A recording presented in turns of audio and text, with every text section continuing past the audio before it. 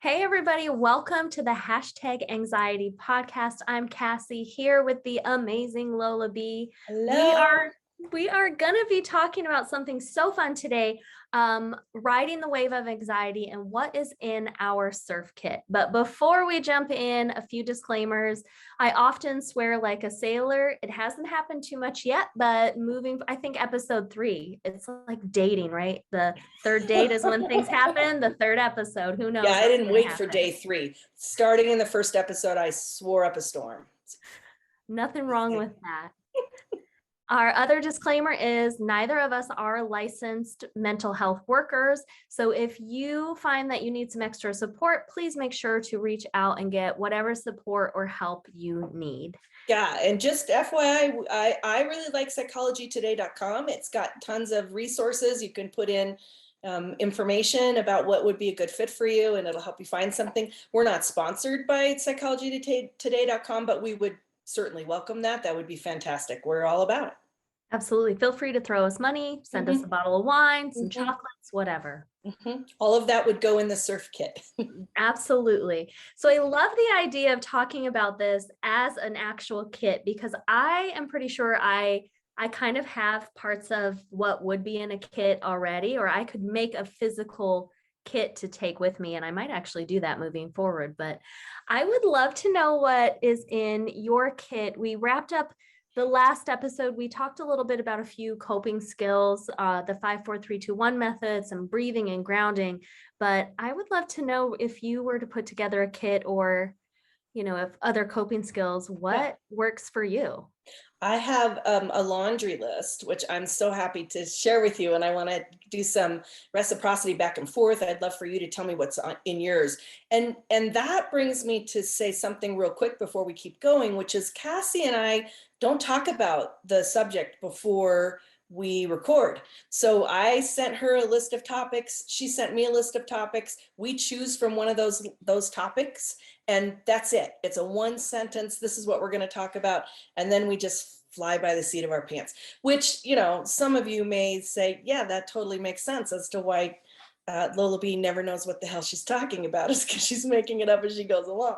But it's true. I mean, it's we wanted to be organic and authentic, and so what you hear coming out of our mouths, I don't know what it's in Cassie's surf kit, so I can't wait to hear what that is. I can start by telling you what my anxiety of the week is, Cassie, Yes. if you'd like to know. I am excited and terrified to tell you that I have been accepted into a clinical trial.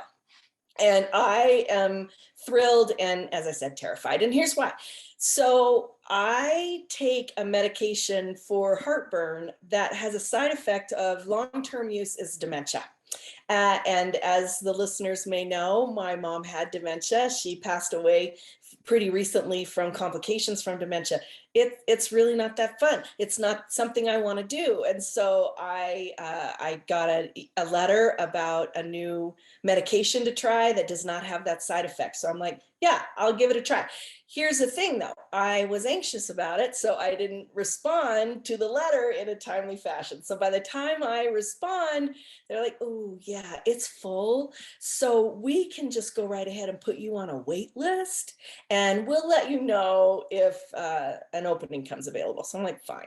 So this was several weeks ago. So yesterday I get a phone call saying, hey, it's your lucky day. There's an opening, but the trial itself closes on Friday. So you must decide right this second if you would like to be involved in the clinical trial.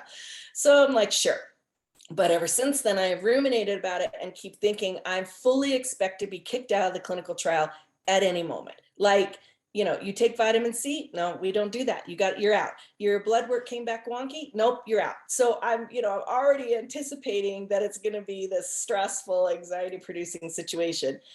And then today on my way home, there was a silver alert on the freeway. So that's like an amber alert, but for older folks who have memory issues who maybe wandered away. And I started to laugh out loud, like, yeah, that is me. That's going to be me. I'm going to be a silver alert if I don't change medications. This is something I really need to get going and do. So I've decided to try to manage my anxiety, get out my surf kit, not stress about being kicked out of the clinical trial, and give it a try. So the first thing in my surf kit is music. It is a really great thing for me, but not the calm Zen stuff you get with the pan flute at the spa. Like that just makes me rage. I have no desire to listen to that when I'm anxious.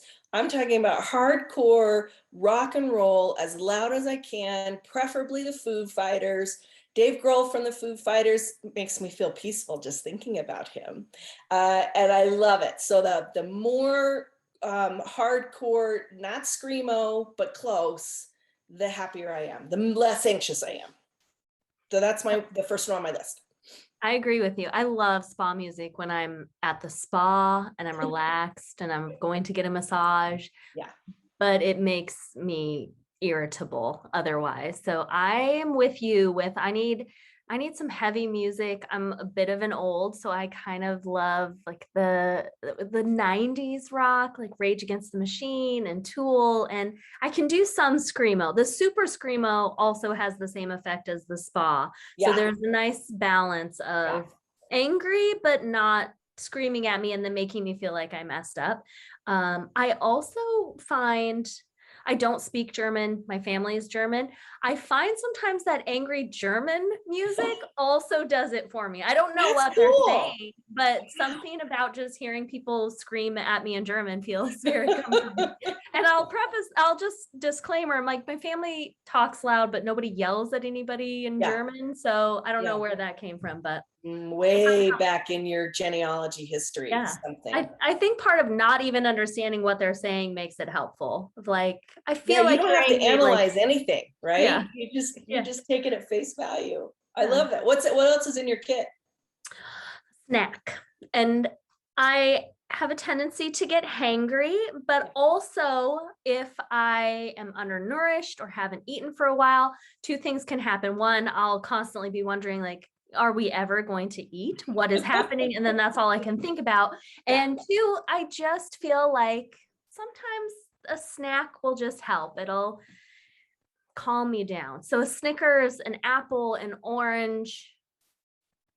I plan everything, but every once in a while I'm like, oh, I didn't think we were going to be gone for 8 hours, and I ate breakfast at 5 a.m. and now it's 8 p.m. And I hate everyone. I hate everyone. And then it makes me anxious because now I hate everyone and I'm irritable, and now I'm worried about how I'm acting, even though I just can't even control myself. So I could be in the Snickers commercial. So I think having some sort of nourishment in my kit gives me peace of mind, and also for those days, like things happen. That was my day yesterday. I ended up leaving my house at 7 a.m. I had a breakfast meeting at about 8:30 and was driving home at 7:30 and had a Dr. Pepper all day. And I was like, oh my gosh, this is why. I can't believe your neighbors are still alive. Like, I mean, it was because I was stuck on the road. Atlanta traffic is no joke.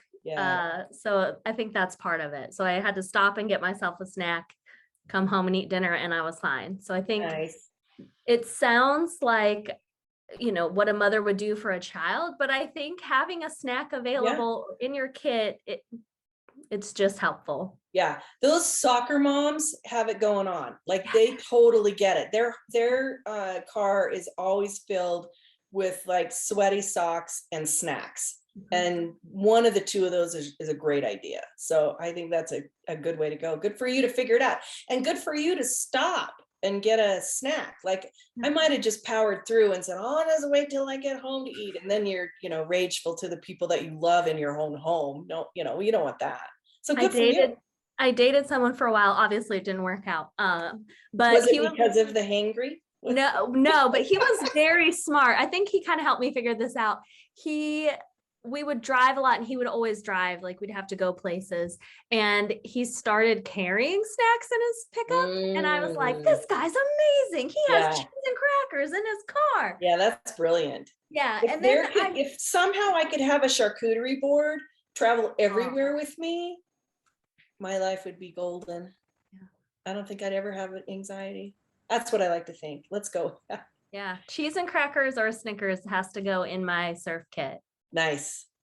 Okay, the next thing in my surf kit is the worry stone. I think that's what I call it. I had one. It was like made of, I'm not sure what it would be, glass, I think, and like a really, and it had a divot in it that was just the right size for your thumb. So I would put it in my pocket and then I would rub my thumb on it. And I had it when all of the crazy stuff was going down with my ex and I'd have to go to court and, you know, all of that kind of stuff. I rubbed the hell out of that thing. You know, I mean, there were times I was worried I was going to break it and slice my hand open because I'm just rubbing it so hard. But man, it helped. But I'll tell you, at the end of the, I mean, it's less crazy now. Let's say that. It's when it got to be significantly less crazy, I threw it away. For me, I felt like all the anxiety and the bad juju was in that stone. So I chucked it. And I, you know, kind of made some ceremony out of it. Like, I'm done with that part of my life. This is great. And I got rid of it and I got something different. I don't know what they're called. It's from Uncommon Goods. Again, not sponsored, should be. They have a little pot that has these silver discs in it. And they say things like courage or relax or peace or, you know, whatever. And the idea is that you take out what you need that day. So if I need courage or strength or whatever, you take out that particular disc and put it in your pocket or put it in your shoe if you need a more of a reminder. Those are really cool because it kind of helps me be really mindful about, I have to think specifically, what is it that I need? And then choose that disc and carry it around with me for the day or whatever. So I really dig that. That's one of my favorites. That's not on my list, but I have two sitting on my desk right here. And I never know what to call them, but they have the divots for your thumb. Nice, so I have one that's rose quartz and one, I think this is obsidian, which is supposed to be for negative energy. So when I'm sitting in meetings or feeling nervous, I'll often do that. The shitty thing about being a woman is a lot of times pants don't have pockets. That is very true. So I have taken them in the bra, which, you know, that's all right. It's a good storage spot. So I'm going to add that to my list. It wasn't on there before, but I would add those things because I agree there is something nice just to have a physical thing to touch. Mm-hmm. It's also grounding, I think, just being able to touch something. Yeah, they have those. They have the fidget. Yeah, fidget spinners. For me, it was distracting, and they're too big. Yes. Just like in a meeting or, you know, or in your pocket or lack thereof, you know. I agree. I think lots of people like them. I've seen one though that is a fidget ring that you wear. So it's like a little bit wider band. And then on the inside of, not inside, but around that band is a smaller one that spins. So it's just on your finger. It's like these little beads that just slide around on top. So it's like, yeah, that's on my Christmas list because that looks cool. And I don't think it would be, obviously you wear it and so you don't have to find a pocket for it. And I think for me, it would be less intrusive. I think and it's pretty, it's silver. I have to find it. Oh, I saw it online and I need to hunt it down and put it on my Christmas list. I also could do the hair tie around the wrists and do the snapping. Not hard, but just, yeah. That's good my teenage, that's my angsty youth cure for dealing with anxiety. That's a good one. I think lots of people like that one. That one makes me angry. I can't do that one. I think that's why we want to have this conversation because like we said, there's so many articles online or people's opinions about what works. And it's really important to find what works for you, or even just get curious about what might work and try new things. Right. I have a breathing one that Heather Finley, who's a dietitian in the Dallas-Fort Worth area, and she specializes in like gut brain kind of stuff and how your gut really runs your whole body. And she recommends a breathing exercise. It's 4-7-8. And it's, I think it was made for relaxation. When I looked it up, it was made for relaxation, but she says it's phenomenal for digestion, which, you know, the older I get, the more important that is. So, but it's 4-7-8. So you breathe in for 4 seconds, you hold it for 7, and you exhale for 8. I can remember that. I can do that and not pass out. So, so that breathing one works for me. There's lots of different breathing techniques out there. But that one I find I use the most because it seems to really calm my breath and my heartbeat. But very quickly. And I think lots of people use it for sleeping, Mhm. which I've tried, and it doesn't help me with sleeping, but I don't know that anything will help me with sleeping. That's how I feel. But certainly, during the day, or if there's, even like I think I said last time, I really am not anxious 24/7. I make it sound like I am, and I'm really not.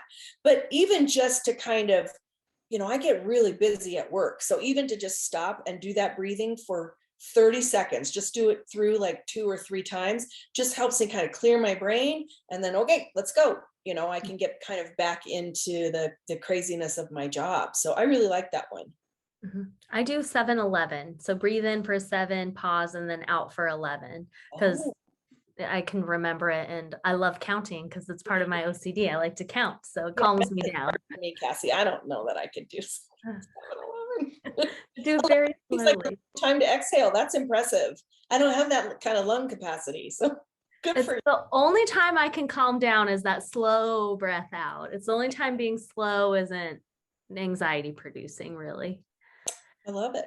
Speaking of sleep, another thing in my surf kit is a sleep mask, which is Mm, more, I do wear a sleep mask when I sleep, but it's more of just a reminder of maybe I just need to like stop and breathe or take a few minutes to take a nap. I have been known to pull over and just like catch a quick nap in a parking lot. If I'm really tired, that's my smart. anxiety is so much worse Yeah. and dealing with everything is so much harder. So I tend to be very boundaried is the one place I am rock solid in boundaries. Other parts of my life, it's a work in progress, but around sleep, I'm so good about my sleep hygiene and sleep boundaries because I know for me and for my anxiety, it's so important. That's cool. I can learn from you. I'd like to know more about, maybe that's a topic we can do down the road, is just, and in fact, I think it's one of the ones I suggested because I really struggle with sleep. And didn't uh before, the last 6 years or so. But the last 6 years, even though things are less crazy, no blame. It's just, this is just how it is. I don't sleep well. So, and I've tried lots of things. So I would love to, when we do the podcast on sleep hygiene, I'm excited to hear what you have to say, because I love that you said you're rock solid, excuse me, rock solid in it. That's, boy, that I aspire to that. Not perfect, but I'm pretty solid in it. Yeah, no, that's would be awesome. I think the other thing, excuse me, the other thing that's on my list, probably the last thing that I use as often as I can, as I play golf. And I'm not very good at it. Golf is a rich man's sport, so I don't play as often as I would like to, but I really enjoy it. And maybe because I don't take it particularly seriously, which probably irritates the people that I golf with. But for me, I love being outside. I like the fresh air and sunshine. That really helps with feeling peaceful. I like hitting the crap out of that ball, and that feels really good to me physically. I like having my feet on the ground in the earth kind of thing. So for me, it's really great, and I do it when I can. Oh my gosh, golf makes me so anxious and angry. I'm always worried about I've only gone a few times, worried about the people behind me, worried about why the hell my ball isn't going where I'm telling it to go. I got to keep it to putt putt or nothing else.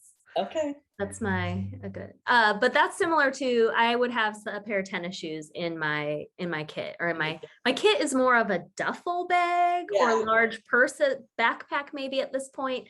But also sometimes I just need to stop and take a walk, or Yeah. take my shoes off entirely and put my feet in the grass. Before I moved to Atlanta, I lived in San Diego, and so just going to the beach for a few minutes was often an option. I would take the long way home, stop, walk in the sand. It's not like that in Atlanta, so I've had to get a little bit more creative over here. But putting my feet in the grass has a similar effect. Or even just doing some yoga poses outside, just physical activity, I think is so helpful in kind of disrupting those anxious thoughts. Kind of changes your your Yeah. whole. Endorphins are a beautiful thing. You know, it's really a physical phenomenon, and it really can lift your mood without you having to shift your perspective. Even your body kind of takes care of you in that way, and with endorphins, and that's a really helpful thing. You know, yoga would be on my list, but I'll tell you why it's not. I'm going to give anybody who's listening this business idea, and if you take it and run with it, I just would like credit, maybe a little bit of money, but mostly credit. I have always wanted to open a yoga studio called Sky Studios. And the Sky stands for Shitty Knees Yoga. Because I love think it. there should be Shitty Knees Yoga, Sky Yoga Studio, or Sky Studios all across the country for those of us who cannot get down on our knees because I've had surgery and it just doesn't bend that way. I think it should be yoga on a stability ball. You're welcome. That's a brilliant idea. You can do all kinds of things on a stability ball, but there's lots of folks who can't get down on their knees and do all of that yoga stuff. But I really dig yoga. I really like it. I like the poses. I like the way I feel. When I could do it before I had surgery, I really enjoyed it. But since then, it's just not a thing. So if somebody will please, get those in every city, that'd be fantastic, because I will be your biggest customer. We need lifetime memberships for free. I'm riding these coattails of whoever runs with this. I think it's fair. I think we should get some sort of credit for that, because that's a brilliant idea. There are a lot of people who can't get down on the floor, or it's not easy to get down on the floor. It's not easy to fold up like an envelope. I can't do that. But I would benefit from other things that yoga has to offer. So there's my business idea. Let us know how that works out for y'all. I love it. Anything else in your surf kit? No, not at the moment. I mean, I try to add to it, figuratively and physically. I'm like you, I have some things at the ready, like the discs and that kind of thing that I can rub, and the worry stone, that kind of thing. I like essential oils, but not so much that I use it every day. I'm not that kind of essential oil person. But there's, like you were saying earlier, there's thousands, and I'd love to hear from folks about what they use, and what ideas can I steal from other people, because we are a community. Right?